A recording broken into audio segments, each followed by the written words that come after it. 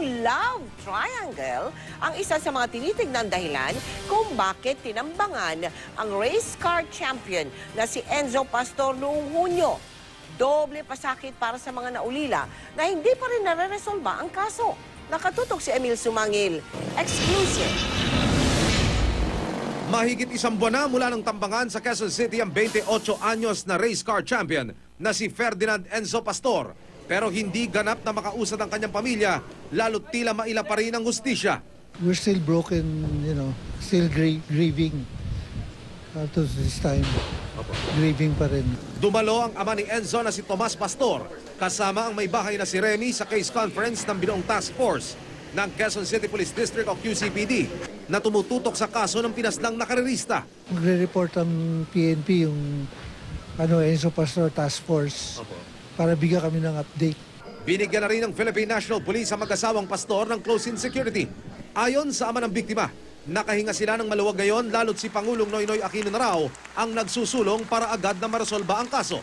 Binanggit pa ng Pangulo sa kanyang sona nitong Lunes na may sinusundan na raw na lead ang mga pulis sa kaso ni Enzo. Huwag po kayong magalala. Hahabulin natin ang hustisya sa kabuuan. Nagpapasalamat Hindi ang kami bahagi. kay Presidente tsaka sa speech niya na sa SONA na matutulungan kami sa pagharap doon sa pumaslang kay Enzo Pastor. Sa pagkakaalam din daw ng ama ni Enzo, wala raw banta sa buhay ang anak at lalong wala rin daw itong kaaway. Puro karera lang. Yun ang niya. Ang means of livelihood. Means of livelihood, tsaka lumalaban siya sa abroad, mga international races.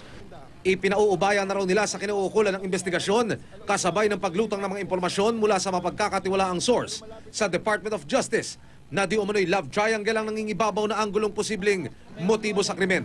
Hindi na muna nagbigay ng komento ang QCPD at NBI sa pag-usad ng investigasyon lalo't aminado silang malalim ang kasong ito. Ayon sa source, kilala na ang mga suspect sa pagpatay. Patuloy raw silang kumakalap ng karagdagang ebidensya at mga testigo sa kasong ito. Emil Sumangil, Nakatutok, 24 Oras.